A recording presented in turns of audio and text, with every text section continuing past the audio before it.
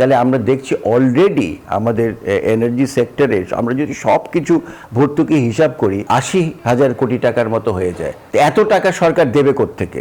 হয় টাকা ছাপাবে, যেটা আরও খারাপ, আমাদের ইনফ্লেশন। বৈশ্বিক বাস্তবতায় জ্বালানি তেলের দাম বাড়ানোর বিকল্প সরকারের হাতে ছিল না, এমনটাই মনে করেন জ্বালানি বিশেষজ্ঞরা। তাদের মতে তেলের দামে ভর্তুকি বাড়ালে দেশে মূল্যস্ফীতি বেড়ে যেত। আর বলেছেন, ডিজেলের দাম না বাড়ায় আপাতত কৃষি উৎপাদন এবং যোগাযোগ ব্যবস্থার খরচ বাড়ার আশঙ্কা নেই। তবে তেলের মূল্য বৃদ্ধি নিয়ে ভোক্তা পর্যায়ে রয়েছে মিশ্র প্রতিক্রিয়া। শাহ আলী জয়ের রিপোর্টে বিস্তারিত। ১.৫ মাসের ব্যবধানে দেশে দ্বিতীয়বারের মতো বাড়ল জ্বালানি তেলের দাম। আন্তর্জাতিক বাজারের সঙ্গে দামের সমন্বয় করতে গিয়ে স্বয়ংক্রিয় মূল্য নির্ধারণ পদ্ধতিতে এই দাম বাড়িয়েছে সরকার।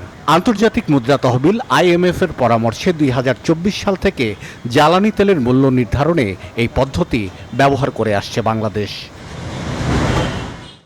নতুন দর অনুযায়ী অকটেন পেট্রোল এবং কেরোসিনের দাম বেড়েছে লিটারে ৫ টাকা করে। কালকে রাত্রে হঠাৎ নিউজ হয়েছে যে ৫ টাকা করে বাড়বে। জনগণের জন্য তো একটা কষ্টসাধ্য। বিশ্বের প্রত্যেকটা রাষ্ট্রে তেলের দাম বাড়ছে, শুধু আমাদের দেশে না। আমাদের দেশে তো সরকার দীর্ঘদিন পরে তেলের দাম বাড়াইছে। বেশি হয়ে গেল বাড়তি দামটা। আমরা তো সাধারণ জনগণ, এখন যদি আপনি ২০ টাকা বাড়ান, কিছু করার নাই তো। বৈশ্বিক ইস্যু একটা ফ্যাক্টর, যেটা ওয়ার্ল্ড ক্রাইসিস। এপ্রিলের মাঝামাঝি এক দফা জ্বালানি তেলের মূল্য বৃদ্ধি করার পর আবারও কেন দাম বাড়ালো সরকার, তার ব্যাখ্যা দিলেন এই জ্বালানি বিশেষজ্ঞ। আমাদের দাম বাড়ানোটা অ্যাকচুয়ালি অপরিহার্য হয়ে গেছে। যে বসুন্ধরা টিস্যু, অশুদ্ধতার বিরুদ্ধে এক বিন্দুও ছাড় নয়। এই দামটা যদি না বাড়ায় তাহলে সরকার এই টাকাগুলা আর রিকভার করতে পারবে না, এবং রিকভার করতে যদি না পারে তাহলে আমরা দেখছি অলরেডি আমাদের এনার্জি সেক্টরে আমরা যদি সব কিছু ভর্তুকি হিসাব করি ৮০,০০০ কোটি টাকার মতো হয়ে যায়। এত টাকা সরকার দেবে কোত্থেকে? হয় টাকা ছাপাবে, যেটা আরও খারাপ, আমাদের ইনফ্লেশন।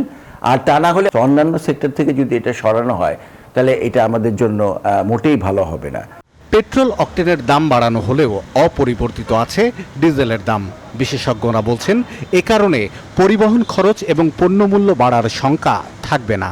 ডিজেলটা হাত দিলেই যেটা হয়, একটা অরাজকতা সৃষ্টি হয়ে যায়। কারণ আমি দেখি যে ট্রান্সপোর্ট সেক্টরে ওরা একদম অযৌক্তিকভাবে ভাড়া টাড়া বাড়ানো আরম্ভ করে। সরকারের তরফে বলা হচ্ছে, আন্তর্জাতিক বাজারে দাম কমলে বাংলাদেশেও মূল্য হ্রাস হবে জ্বালানি তেলের। আমরা তো আশাবাদী যে মিডল ইস্ট ক্রাইসিস অচিরেই রিজলভ হবে, এবং আমি খুব দায়িত্ব নিয়েই বলতে পারি, যদি গ্লোবাল প্রাইস শার্পলি ডিক্লাইন করে, আমরাও খুব শার্পলি এটা অ্যাডজাস্ট করবার চেষ্টা করব। সংকট এখনো কিন্তু কাটে নাই, আবার আমাদেরকে আমদানি করেই চলতে হবে। এই সব বিষয়টা মাথায় রেখেই সরকারকে পরিচালনা করতে হয়।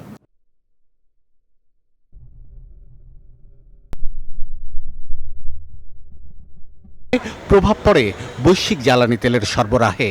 দেশেও তেলের সরবরাহ নিয়ে আতঙ্ক তৈরি হয়। লম্বা লাইন বাড়তে থাকে ফিলিং স্টেশনগুলোতে। তবে ২০ এপ্রিল থেকে নতুন দাম কার্যকর হওয়ার পর বাজারে জ্বালানি তেলের সরবরাহ বাড়ানো হয়। এরপর ধীরে ধীরে ফিলিং স্টেশন থেকে ভিড় কমে পরিস্থিতি স্বাভাবিক হয়ে আসে। শাহ আলী জয়, নিউজ 24, ঢাকা।